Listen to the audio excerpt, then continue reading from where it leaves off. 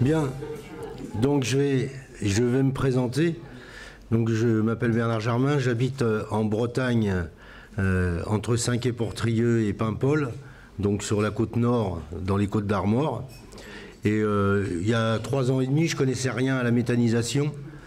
Moi j'étais ingénieur logiciel dans un grand groupe de télécommunications. J'habitais à la campagne, mais la méthanisation, ça me disait rien. Je savais d'ailleurs même pas que ça existait. Et il y a eu un projet d'installation d'une unité de méthanisation qui s'est proposé de s'installer à côté de chez moi. Et là, j'ai appris assez vite et un peu durement, parce qu'il a fallu tout de suite se plonger dans le combat contre cette saleté qui s'installait à côté de chez nous. Et j'en ai tiré un livre qui est ici. Ceux qui souhaiteront l'acquérir, je suis prêt à leur dédicacer s'ils le souhaitent. Voilà.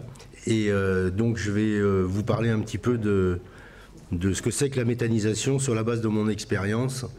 Voilà. Alors d'abord, je tenais aussi à remercier Patrick pour l'accueil que je qualifierais d'exceptionnel qu'il m'a réservé. Exceptionnel de gentillesse, de confort, etc. J'avoue que c'est pas souvent qu'on est reçu comme ça, alors un grand merci. Et puis j'espère que je vais être à la hauteur de tout ce qu'il a fait pour moi et je vais essayer de le faire pour vous. Voilà. Alors, d'abord, la méthanisation, ça fait partie de ce qu'on appelle les énergies renouvelables. Alors, il faut que je dise quelques mots sur le sujet. Donc le terme d'énergie verte, qui est synonyme d'énergie renouvelable, il est apparu à la fin des années 1900, donc à partir de 1990, grosso modo, quand il y a eu l'apparition de ce qu'on a appelé la théorie du réchauffement climatique, qui est d'ailleurs devenu très vite le dérèglement climatique, pour une raison très simple, c'est parce que cette théorie du réchauffement climatique n'est pas du tout évidente. Il y a un certain nombre de scientifiques qui ne sont pas d'accord avec. Et comme le GIEC, qui est la structure intergouvernementale sous l'égide de l'ONU, qui rassemble les experts de tous les pays membres de l'ONU qui veulent y participer, ont été pris la main dans le sac à trafiquer les données, notamment la fameuse polémique, par exemple, sur le diagramme en forme de crosse de hockey sur les évolutions de température. Ça a quelque peu discrédité tous ceux qui étaient les tenants de cette théorie. Et à partir de là, ils ont bifurqué un petit peu vers le dérèglement climatique. Reste que le CO2 a été déclaré ennemi public planétaire. Et tout est aujourd'hui justifié par l'augmentation de la quantité de CO2 dans l'atmosphère. Et même si effectivement ce n'est pas, comment dirais-je, prouvé scientifiquement, ça reste quand même la doxa officielle, et donc le CO2 est le grand ennemi. La deuxième chose qui fait qu'il y a eu le développement des énergies renouvelables, c'est la position de l'Allemagne. En 1998, il y a eu l'arrivée d'une majorité social-démocrate et vert au Bundestag qui a passé un accord pour l'arrêt du nucléaire en Allemagne. Alors essentiellement fondé sur la peur suite à l'accident de Tchernobyl et de Fukushima, dans lequel ils voyaient des raisons d'arrêter le nucléaire. Et donc, ils se sont précipités dans les énergies renouvelables. Et donc, l'Allemagne s'est couverte des dites énergies, à savoir des panneaux solaires, de la méthanisation et des éoliennes. Et pour vous donner un chiffre, l'Allemagne a en service plus de 11 000 structures de méthanisation, ce qui est absolument monstrueux. Et on va voir les conséquences que ça peut avoir.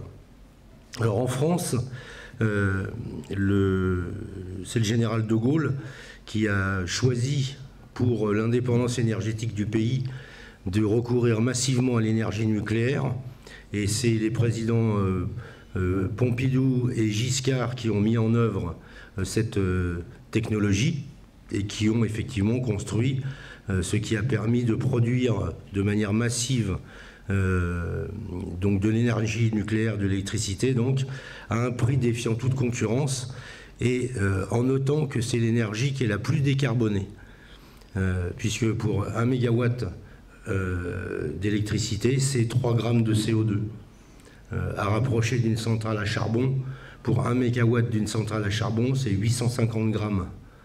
Donc c'est près de 300 fois plus.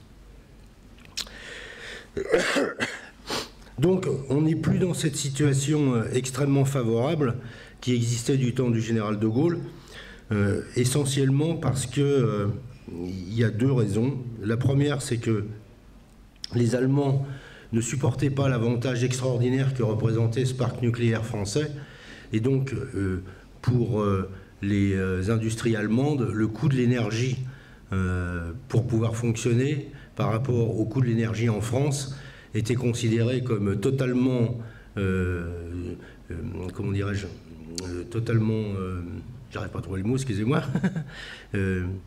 disproportionné, et donc ils trouvaient ça absolument insupportable.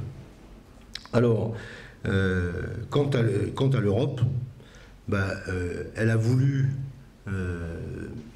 au nom de la concurrence libre, etc., vous connaissez la formule, ils ont obligé la France, notamment EDF, à vendre 25% de sa production à un prix extrêmement bas, qui a été racheté par un certain nombre d'entreprises qui ne produisaient absolument rien et qui ne faisaient que revendre sur le marché européen d'électricité à un prix beaucoup plus élevé, et donc ils empochaient la différence. Alors ça a été le rôle de l'Europe, et donc les Allemands, eux, ont obligé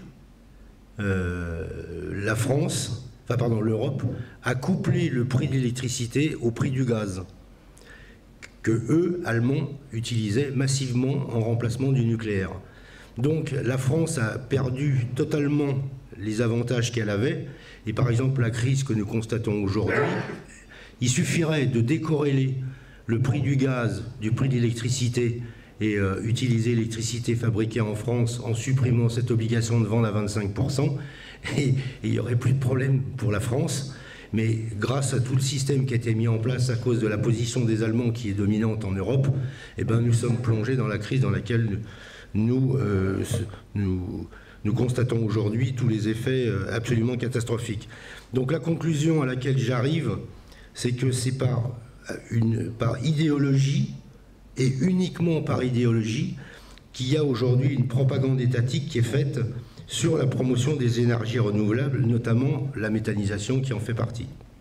Et ajoutons un dernier point, c'est que la méthanisation, c'est la nouvelle tarte à la crème qui est promue, notamment parce que ce serait le moyen de se passer du gaz de Poutine, donc c'est très à la mode, et ça fait très bien dans le débat, et par conséquent, voilà une nouvelle preuve du primat de l'idéologie sur le réel, et sur ce qu'on pourrait dire être tout simplement le bon sens. Alors maintenant, rentrons dans le concret. Dans votre département, il y a, peut-être le savez-vous, 12 structures de méthanisation qui sont en place. Par exemple, il y a Agetmo, il y a Samadet, je ne sais pas si je prononce bien, il y a Bénès-Marraine, il y a Aire-sur-l'Adour, il y a Mont-de-Marsan, il y a Lipostet, etc. Il y en a 12 comme ça. Donc, vous avez déjà une existence de la méthanisation dans votre département. Alors, qu'est-ce que c'est la méthanisation ? Je vais essayer de résumer ça en quelques phrases. La méthanisation, ça consiste à récupérer des déchets qui sont principalement constitués de déjections animales, de boues de stations d'épuration, de déchets d'abattoirs, d'œufs pourris, etc., etc. Je vous en passe des meilleurs. À les mélanger avec du carbone, c'est-à-dire des végétaux, à hauteur de 25%. Le tout est mis dans une grande cuve qui s'est brassée pendant plusieurs jours, environ une trentaine de jours, et en milieu anaérobie, c'est-à-dire donc sans oxygène. Donc il y a des réactions chimiques qui vont avoir lieu sous l'action de micro-organismes et générer du gaz, le fameux méthane. Et ce méthane, après avoir été épuré pour obtenir un gaz pur à 95%, sera injecté dans les conduites des GRDF et donc mis à disposition des citoyens, ou alors on brûle ce gaz dans une turbine et on obtient à partir de là de l'électricité qui est vendue à EDF. Donc voilà, si vous voulez, en quelques phrases, ce qu'est la méthanisation. Alors, que peut-on en dire? La première chose, c'est que à l'origine, c'était une idée pas bête, mais qui a vite été dévoyée. C'est-à-dire qu'on parlait à l'origine de méthanisation à la ferme. La méthanisation à la ferme, l'idée, c'était qu'un petit agriculteur recyclait ses déchets, principalement les déjections animales, faisait une petite méthanisation chez lui et obtenait un peu de gaz ou un peu d'électricité, le gaz pour chauffer ses installations, l'électricité pour éclairer, etc. Et comme la situation de l'agriculture est ce que vous connaissez peut-être, c'est-à-dire une situation dans laquelle il y a 1 à 2 agriculteurs qui se pendent par jour selon un récent rapport du Sénat, s'était présenté cette méthanisation à la ferme comme un petit complément de revenus pour l'agriculteur et le moyen d'alléger un peu ses souffrances, notamment financières, et donc de l'aider un petit peu à vivre.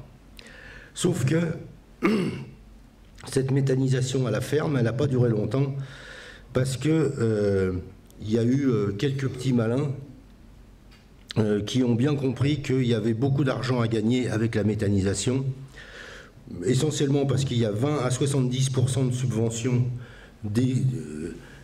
déboulant de partout. Alors il y a l'Europe, il y a l'ADEME. Alors l'ADEME, c'est il y a l'ANSES, qui est l'agence nationale de sanitaire, qui gère, qui chapeaute le tout. Et en ce qui concerne les déchets, c'est l'ADEME. Et comme l'ANSES a classifié les résidus de la méthanisation, c'est-à-dire le digestat, sur lequel je vais revenir, dans les déchets, ils ont donné à l'ADEME le secteur à gérer. Et donc, subvention de l'Europe, subvention de l'ADEME, subvention des régions, des départements et même de certaines communes. Donc, 20 à 70% de subvention. Par ailleurs, quand un agriculteur se lance dans la méthanisation, il a, avec GRDF ou l'EDF, des contrats sur 15... Excusez-moi. Il a des contrats sur 15 à 20 ans à prix garanti. Donc c'est évidemment une rente de situation remarquable. Le seul petit problème, c'est que pour accéder à ça, il faut avoir le complément financier qui rassure les banquiers et qui fait qu'ils vous considèrent comme étant solvable. Donc ça élimine d'office tous les petits agriculteurs, ceux qui se pendent, parce qu'on leur paye une misère leur production agricole. Donc la méthanisation à la ferme a été un concept au départ qui n'était pas bête, mais qui a été très rapidement dévoyé, parce que les agriculteurs qui avaient de l'argent ont été les seuls à pouvoir accéder à cette technologie, et à partir de là, à pouvoir gagner de l'argent avec des contrats à prix garanti, parce qu'ils avaient du répondant qui permettait aux banquiers de leur prêter l'argent pour financer le complément de ce qu'ils n'avaient pas avec les subventions. Ça, c'est une question qui est extrêmement importante à retenir. Alors, je vous ai dit qu'on mettait environ 25% de carbone dans les méthaniseurs. Sauf qu'il y a un petit problème. C'est que quand c'est un tout petit agriculteur qui fait ça dans sa ferme, ça ne pose pas de problème.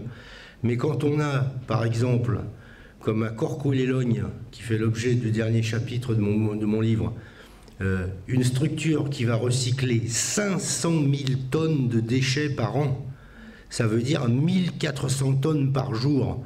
Vous comprenez bien que la quantité de carbone nécessaire pour faire tourner les méthaniseurs, les coupes de gazon et les tailles de haies ne suffisent pas. Donc il faut absolument trouver du carbone et en quantité industrielle. Alors comment est-ce qu'on fait ? Ils ont inventé un truc qui s'appelle les cives. Les cives, ça veut dire les cultures intermédiaires à vocation énergétique. Donc ce sont des cultures qui sont faites uniquement pour mettre du carbone dans les méthaniseurs, ce qui est complètement insensé.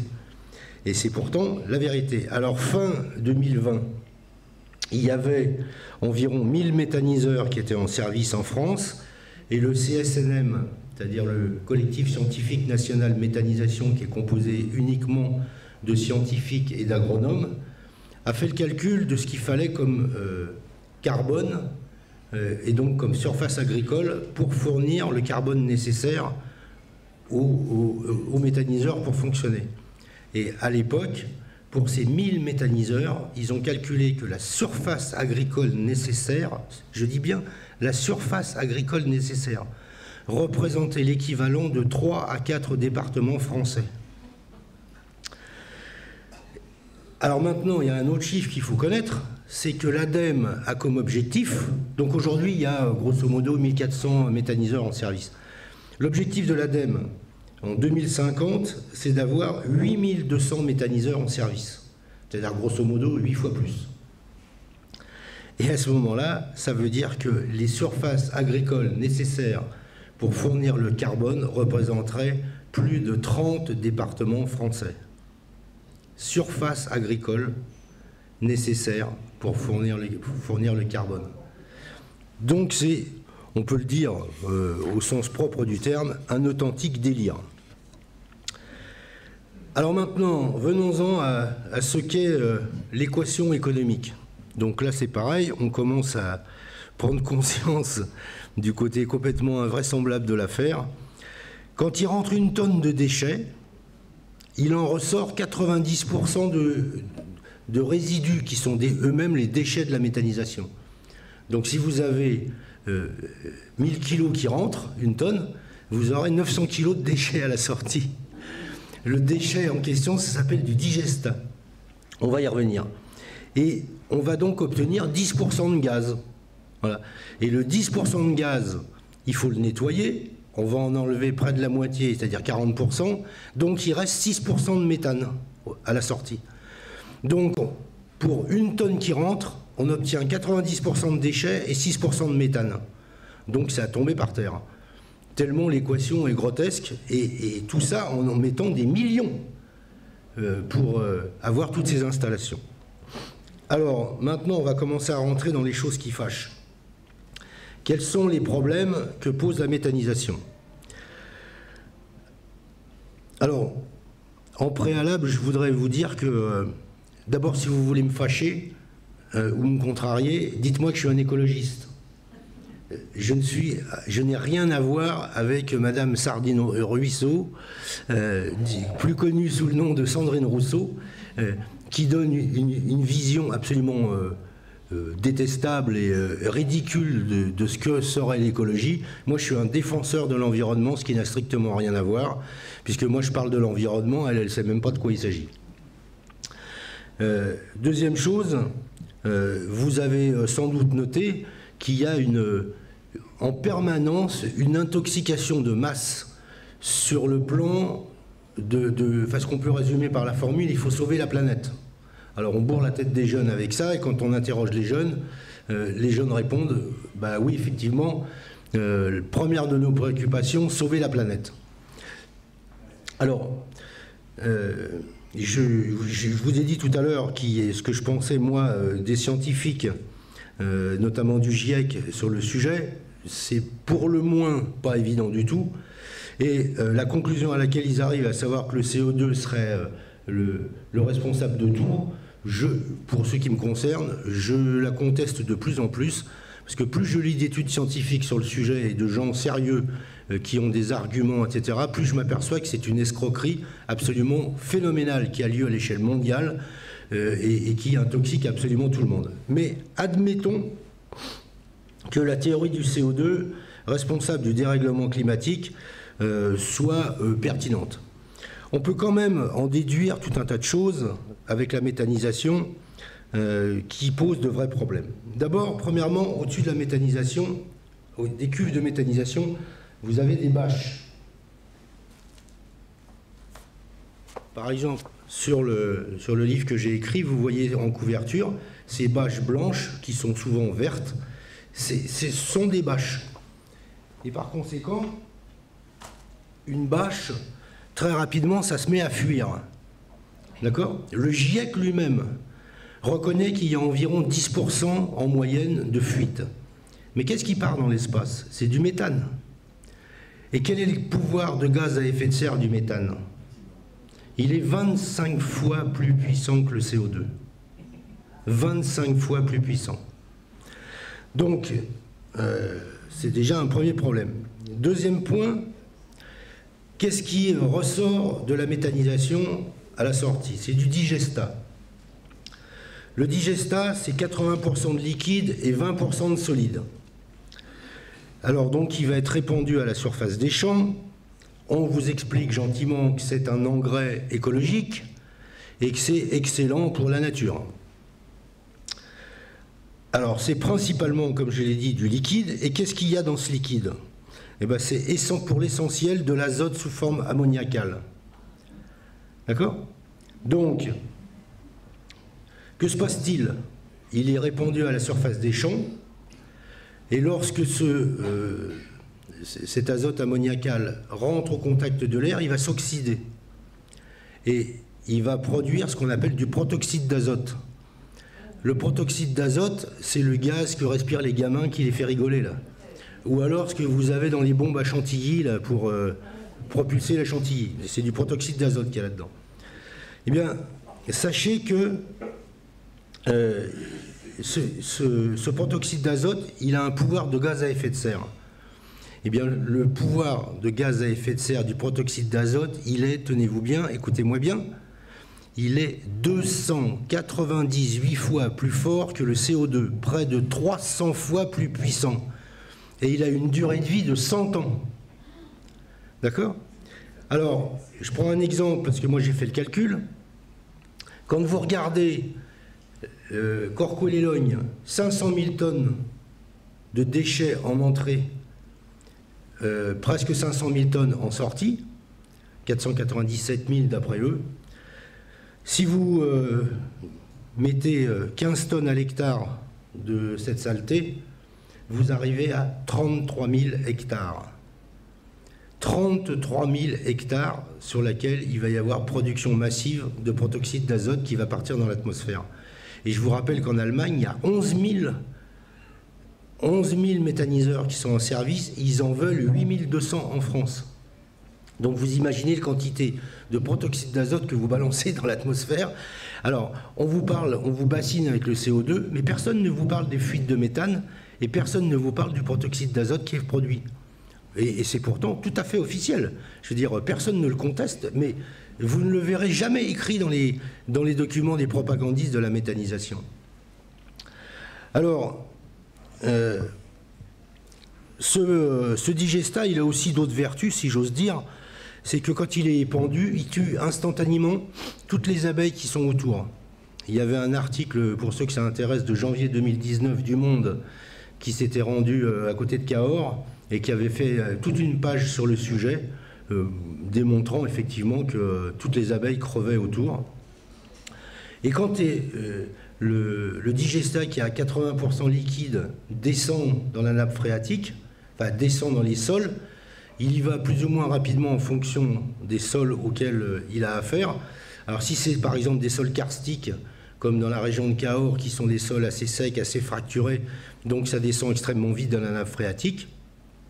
Au passage, ça tue les vers de terre, qui sont, pour ceux qui connaissent un peu le sujet, absolument essentiels pour la création de l'humus, qui est la couche fertile des sols. Et ensuite, donc, ce digestat rejoint la nappe phréatique. Je vous rappelle que la fermentation dans les cuves se fait à environ 40-42 degrés. Et donc, si on veut tuer les agents pathogènes qui se trouvent à l'intérieur des, comment dirais-je, du digestat, il faut faire ce qu'on appelle une hygiénisation du digestat. C'est-à-dire qu'on va le chauffer à 70 degrés pendant un certain temps. Mais ce n'est pas obligatoire. Donc, à partir de là, vous comprenez bien qu'il y a tout un tas de gens qui s'en foutent complètement ils balancent ça dans les champs, enfin à la surface des champs, et c'est plein d'agents pathogènes, et évidemment ça va dans la nappe phréatique. Donc le fameux engrais biologique et sans danger se révèle en fait être un véritable poison. Et d'ailleurs, la meilleure preuve, c'est que, comment dirais-je, on a eu un problème à Châteaulin, dans le Finistère, en août 2020, le 17 août 2020. Il y a une cuve de digestat qui s'est déversée dans un petit cours d'eau qui s'appelle l'Aune, en amont d'une station d'eau potable. Résultat, vous verrez dans mon bouquin, pour ceux que ça intéresse, j'ai publié le tweet du préfet, coupure d'eau immédiate dans 50 communes pendant 5 jours. Par ça, le digestat, c'est bio et c'est pas dangereux. Voilà. Et quant au ver de terre, dont je vous parlais, en 1950, il y en avait 2 tonnes à l'hectare, à peu près, et aujourd'hui, on en est à peine à 200 kilos. Voilà. Donc, il y a 10 fois moins de vers de terre qu'il y en avait avant. Donc, on arrive à effectivement une situation très problématique pour les sols. Alors, autre sujet, c'est le... Il faut que je surveille mon temps de parole. Autre sujet tout à fait important, c'est le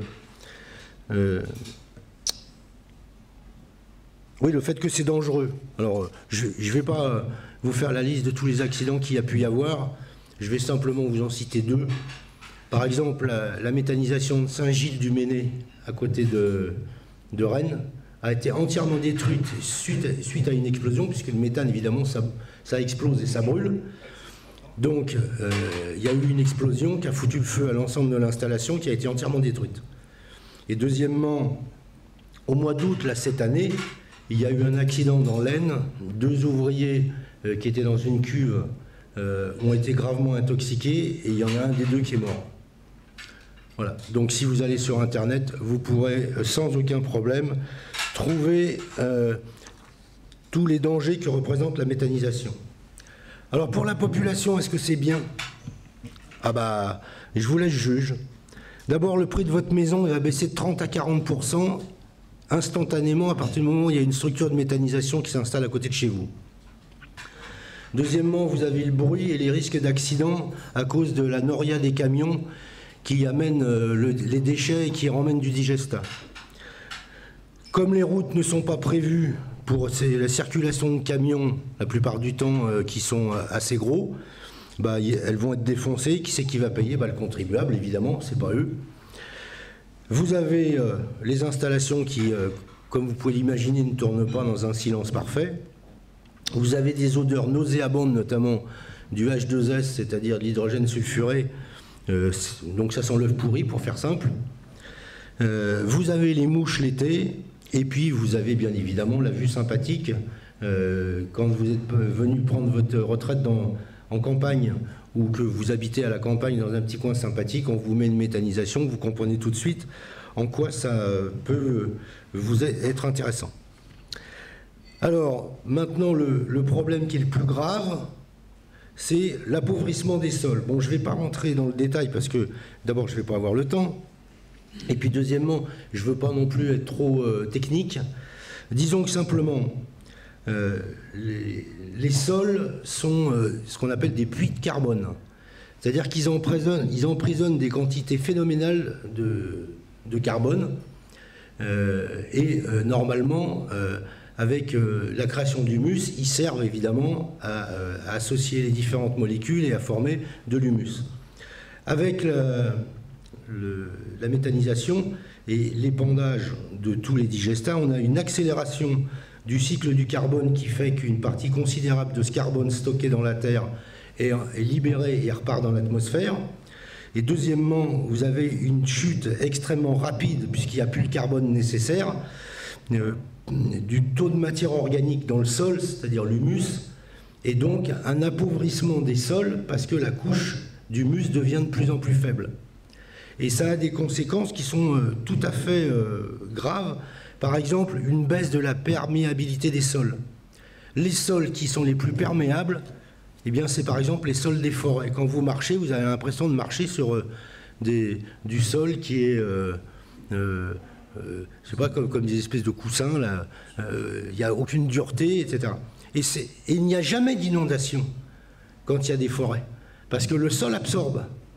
Sauf qu'avec l'agriculture industrielle et la diminution dramatique de la matière organique des sols, c'est-à-dire la couche de l'humus, les sols sont de plus en plus tassés, il y a de moins en moins d'humus et donc de moins en moins de capacité à retenir l'eau. Eh bien, vous venez de comprendre pourquoi on voit maintenant de manière régulière à la télévision des fleuves en furie en train de dévaster tout sur leur passage, parce que comme l'eau n'a pas pu être retenue à cause du phénomène que je viens de décrire, auquel s'ajoute la suppression de toutes les haies dans le cadre du remembrement qui a eu lieu dans les années 70, eh bien, les sols ne sont plus capables de retenir l'eau, et donc l'eau se met à ruisseler, arrive dans les fleuves et provoque les catastrophes que l'on voit. Donc voilà un petit peu, dit de manière évidemment extrêmement rapide, parce que malheureusement je suis tenu par un horaire très précis.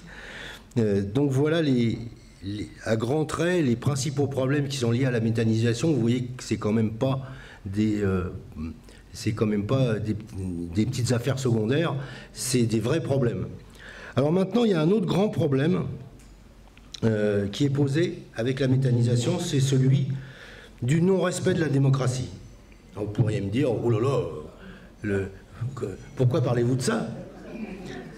Eh bien, en résumé, tout va être fait dans un projet de méthanisation pour cacher aux citoyens l'existence de ce projet. Et c'est en ce sens que je considère que c'est quelque chose qui pose problème. Alors, pour bien me faire comprendre, il faut reprendre le processus de création d'une méthanisation. La première chose que va faire le méthaniseur, enfin celui qui veut faire de la méthanisation, il va créer une entreprise. Et il y a une disposition légale qui fait qu'on est obligé de l'annoncer par voie de presse. Qu'est-ce qu'ils font? Ils font le vieux truc de tous les notaires, c'est publié dans une toute petite feuille de chou à l'autre bout du département que personne ne lira. Donc chez moi, ça s'appelait le Petit Bleu des Côtes d'Armor, c'était publié à Dinan, à 130 km d'où on habitait. D'accord? Donc ils ont respecté la légalité, mais personne évidemment le lit, puisque c'est une feuille de chou qui sort à même pas 100 exemplaires. Deuxième chose, deuxième étape, quand il a créé sa société, le gars va faire une déclaration d'ICPE. ICPE, ça veut dire installation classée pour l'environnement. Donc une méthanisation étant une ICPE, il y a une obligation de déclaration en préfecture. La déclaration d'ICPE, elle se fait par voie dématérialisée, c'est-à-dire que c'est par Internet pour faire simple. Et donc, comme c'est sur les serveurs de la préfecture et que c'est entre le promoteur et la préfecture, ben vous ne le verrez toujours pas. Donc, on voit bien que les deux premières étapes, le citoyen ne les voit pas. Et la troisième étape, c'est le permis de construire.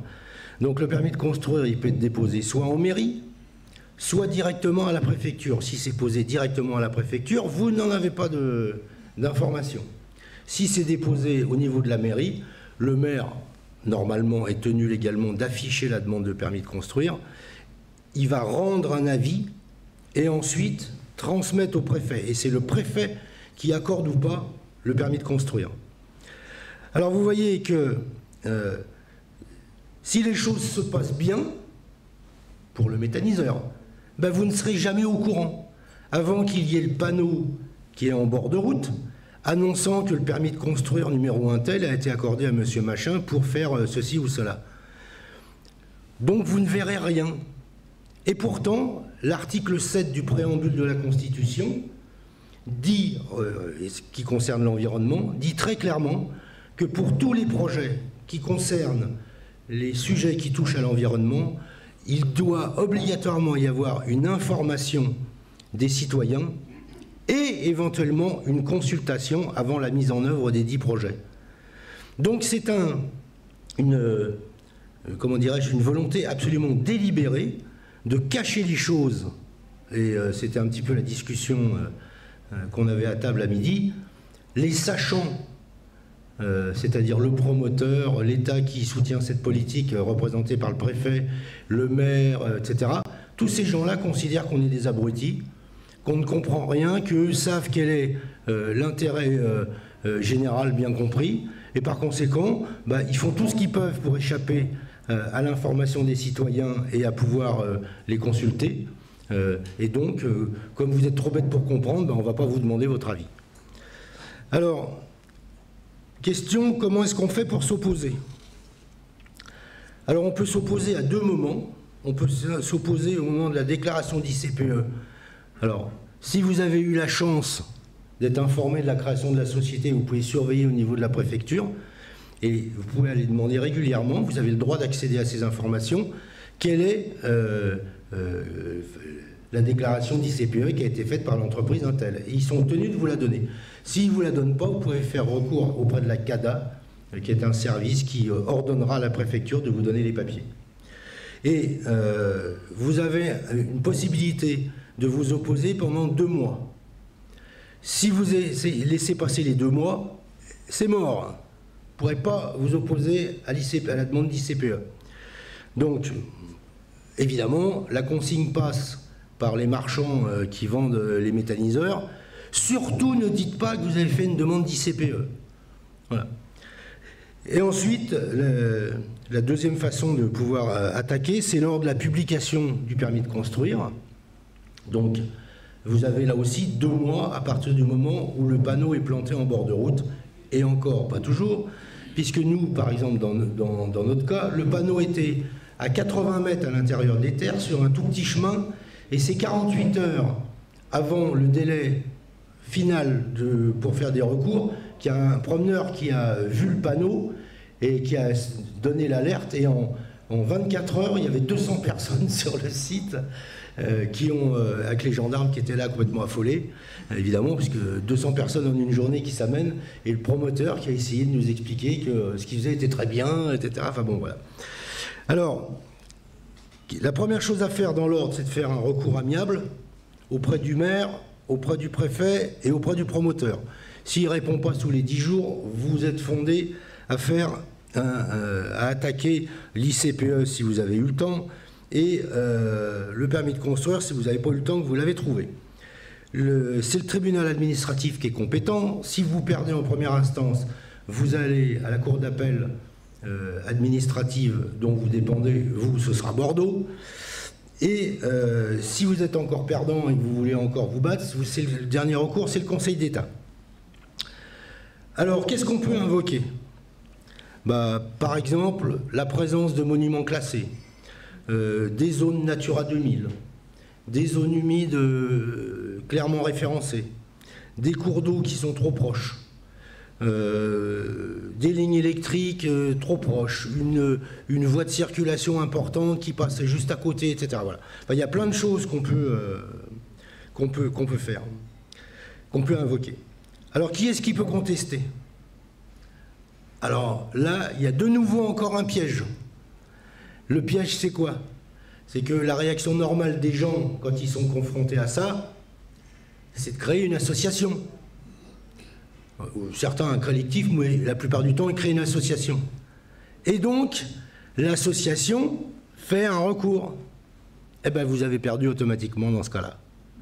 Pourquoi? Parce que le législateur a prévu le coup, et ils ont, dans la loi Élan 2, la loi qui s'appelle Élan 2, ils ont prévu qu'une association qui a moins de 1 an d'existence n'a pas le droit d'ester en justice. Donc tout est bordé de tous les côtés. Quand je vous disais que tout est fait pour vous empêcher de savoir et de contester, voilà encore un autre élément. Donc la question c'est, alors comment on peut faire? Eh bien la seule solution qui existe, c'est vous en tant que citoyen, citoyen à titre individuel ou à titre collectif, vous devez à ce moment-là faire une requête, contester auprès du tribunal contre celui qui a donné le permis, c'est-à-dire le préfet, donc faire un recours pour excès de pouvoir. Et il faut évidemment motiver. Alors, la première question qui va être regardée, c'est avez-vous un intérêt à agir? C'est un terme juridique. Et l'intérêt à agir, Le principal, c'est la proximité du lieu. C'est la proximité de votre habitat avec la méthanisation. Il faut savoir qu'au point de départ, c'était 50 mètres. Donc, c'était vraiment extrêmement proche. Alors, le droit administratif, il évolue par jurisprudence, c'est-à-dire qu'au fur et à mesure des affaires, il y a des textes complémentaires qui viennent s'ajouter au texte initial et qui fait que les choses évoluent et on fait appel au dernier jugement pour profiter de ce qu'il a donné en plus du texte initial. Donc, pour ce qui concerne le droit, la distance minimum, elle est passée, en tout cas c'est la dernière décision de justice que je connais, c'est la Cour d'appel administrative de Bordeaux qui a décidé en décembre 2019 que la distance minimale était de 700 mètres. Donc si la méthanisation est à moins de 700 mètres, c'est cassé automatiquement.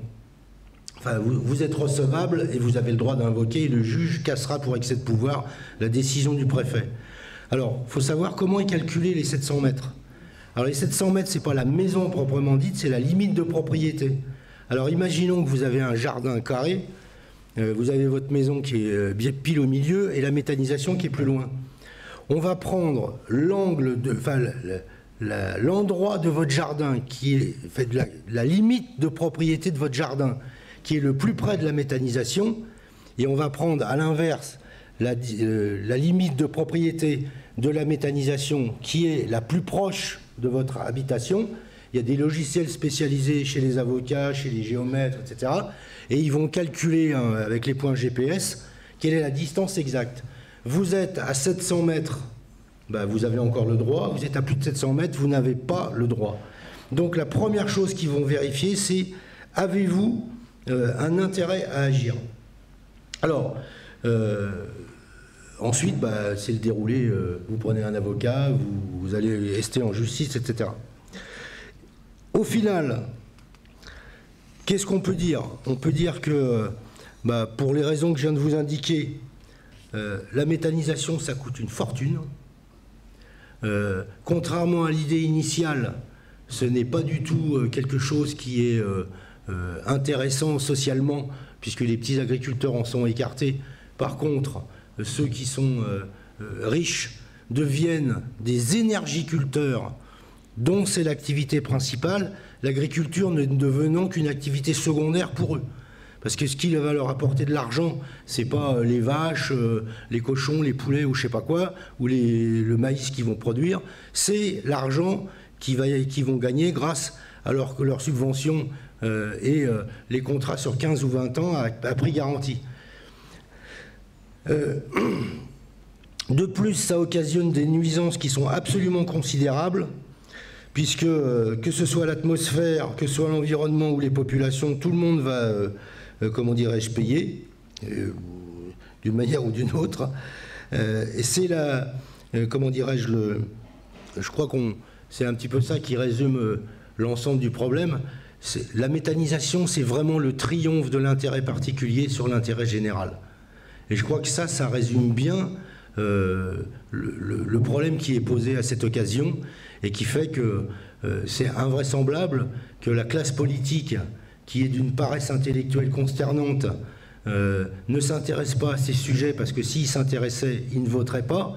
Mais comme la façade est peinte en vert et qu'on vous dit que c'est bio, tous ces paresseux de politiciens qui ne regardent pas les dossiers, qui ne s'intéressent pas au sujet, disent que c'est très bien.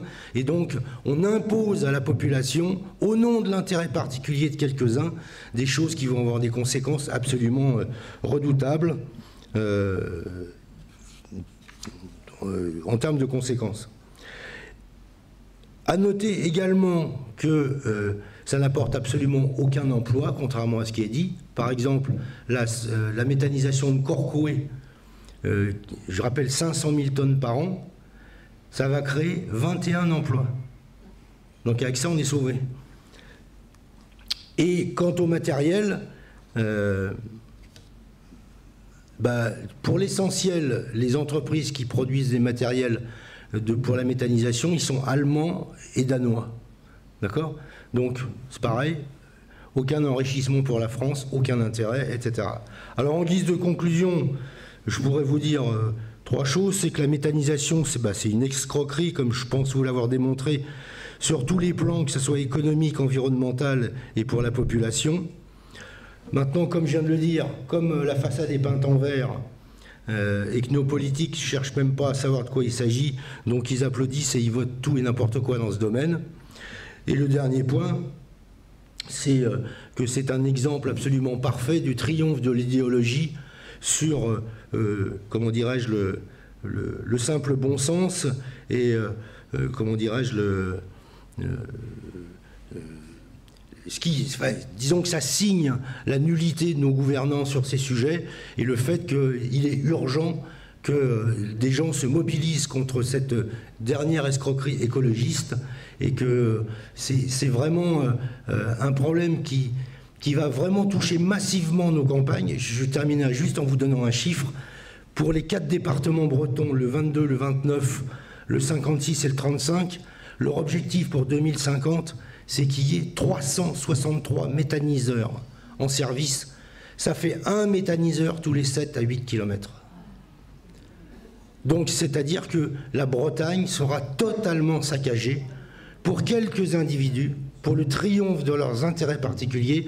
La Bretagne, qui vit pour beaucoup du tourisme, va être ravagée par cette soi-disant énergie renouvelable, qui est en fait une escroquerie écologiste totale. Voilà ce que je voulais dire. Je suis à la minute près à l'heure.